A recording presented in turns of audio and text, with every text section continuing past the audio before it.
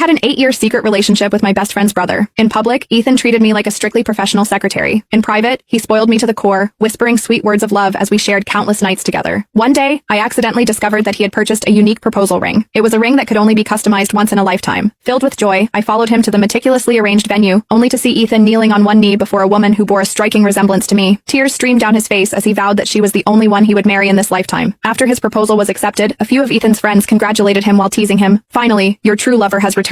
So, when do you plan to let that stand-in golden canary at home go? One of Ethan's friends teased. Ethan exhaled a smoke ring, his gaze dark and unreadable. That poor girl loves me to death. She can't live without me. Let's take it slow and deal with it later. I covered my mouth tightly to stifle my sobs and turned to send a message home. Mom, I agree to go through with the arranged marriage. By coincidence, the day Ethan held his wedding happened to be the same auspicious day I chose to register my marriage. After finishing the call with my mother to confirm the arranged marriage, I immediately booked a plane ticket. Forcing myself not to dwell on what I had just witnessed, I returned home and started packing my belongings as quickly as possible. When I went to the living room to grab something, Ethan came back. He reached out and hugged me, his face lit with an unprecedented joy. Kate, I love you so much. Let's be together forever, okay? He said. He leaned in, trying to kiss me, his breath reeking of alcohol and the overpowering scent of gardenia perfume clinging to him. Ethan used to always give me a gardenia-scented perfume. No matter how many times I told him I preferred jasmine, he never stopped giving me the same one. There were a few times I forgot to wear it and he threw a huge tantrum over it. Now I finally understood, the one who loved that perfume, and the one Ethan truly loved, had always been another woman. From the very beginning, he was only trying to recreate a replacement. A wave of nausea surged within me and I dodged Ethan's approach. Yet the desire on his face didn't fade. He suddenly pinned me against the door, his cold hand slipping under the hem of my shirt. Ethan, let me go! I shouted. A flash of surprise crossed his eyes. I had never acted like this toward him before. Just as Ethan was about to speak, the doorbell suddenly rang. I opened the door and a woman rushed in, hugging Ethan and quickly planting a kiss on his cheek. When she saw me, her smile was so bright that it almost hurt. So, you must be the one who's been by Ethan's side for 8 years, Miss Kathleen Johnson. Hello, my name is Catherine White and I'm Ethan's fiancée. Thank you so much for taking care of him all these years. The strong scent of gardenia filled my nose with every movement she made, and it was exactly the same as the perfume on Ethan just now. I didn't move, only looked at Ethan. He paused for a moment, then quickly avoided my gaze and nodded. Yes, she's the secretary I mentioned to you. This girl doesn't earn much, so I let her stay in the guest room here. It's convenient for her to help me with some miscellaneous tasks. Catherine waved her hand dismissively. Ethan, why are you explaining it to me again? I'm not some petty woman who can't tell between work and personal matters. And besides, since Miss Johnson and I look so much alike, it's only natural that having her around feels more familiar and comforting for you. Speaking of which, I should thank Miss Johnson, she added. By the way, since Miss Johnson is familiar with the layout here, could you please move my luggage into Ethan's room? We're getting married soon, so it's about time we start living together. Catherine excitedly ordered me around, and Ethan didn't show the slightest sign of opposition. I thought back to the many times I had begged to move into the master bedroom, only to have Ethan refuse, citing that couples need their own space. It was only when the mood struck him that he would allow me to stay in the master bedroom. If I accidentally left something behind, he would put on a cold face and remind me to be more mindful of boundaries. I used to think this was just the naturally self-disciplined and reserved side of Ethan's personality. In the end, I realized it was because, in his heart, I was never the one to hold the position of the mistress.